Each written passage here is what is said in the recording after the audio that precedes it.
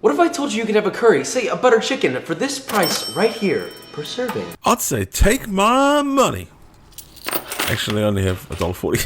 Okay, start off with a medium-sized bowl. Add 1 cup or 240 grams of full-fat yogurt. Now, I'm making this curry for my family of 11, so it's more like 2 kgs of yogurt. Then whisk in 1 tablespoon or 15 grams of garam masala. 2 whole packets of garam masala. And 1 tablespoon or 15 grams of kosher salt. And enough salt to preserve a Tyrannosaurus Rex. Whisk that together till thoroughly combined. Whiskey business till thoroughly combined. Get yourself 1.5 pounds or 680 grams of boneless, skinless chicken thighs. 680 boneless chickens. Toss all your chicken into its creamy bath, then mix it together till thoroughly coated. Give it a little sound check lovingly. Mix until thoroughly coated and give a little sound check. Ugh, honestly, this should be illegal. Then just cover that with plastic wrap and let that marinate for at least 30 minutes, but ideally overnight. Cover that with plastic wrap and let your newfound friend Sally Manella rest overnight. Heat 2 tablespoons or 30 grams of vegetable oil over medium-high heat. Heat oil over heat. Once that's shimmering and hotter than my buttocks after sitting on a chair that doesn't really breathe very well. Once it's hotter than my buttocks after sitting on a chair that...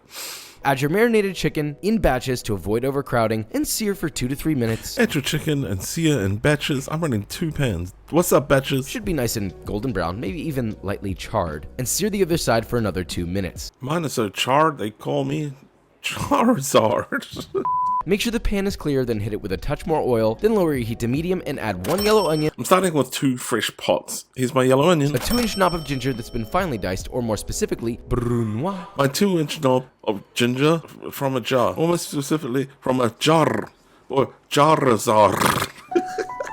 And 6 cloves of sliced garlic. Bro, those 6 cloves became 28 cloves on my recipe. Then cook and stir, making sure to scrape the bottom. Then cook and stir, and make sure you scrape the bottom. Then add 2 teaspoons or 8 grams of smoked or regular paprika, 2 teaspoons or 9 grams of ground cumin, 1 tablespoon or 14 grams of garam masala, 1.5 teaspoons or 6 grams of turmeric powder, smoked paprika, garam masala, turmeric powder. Then stir that together and let those spices toast for about 1 to 2 minutes. Stir and toast for 1 to 2 minutes. Then add a 14-ounce can of good quality crushed tomatoes, swirl around 2/3 of a cup or 160 milliliters of water. Crushed tomatoes and water. Stir together until everything is evenly incorporated. Mix together till everything is mixed up like your feelings. Then just let that simmer and reduce for 5 to 8 minutes. Let that simmer and reduce for 5 to 8 minutes. Now once that's nicely reduced, add your chicky back to the pan, distribute throughout the sauce. Add your chicky back to the pan and distribute throughout the sauce. Whoops! Till the sauce drip down my walls.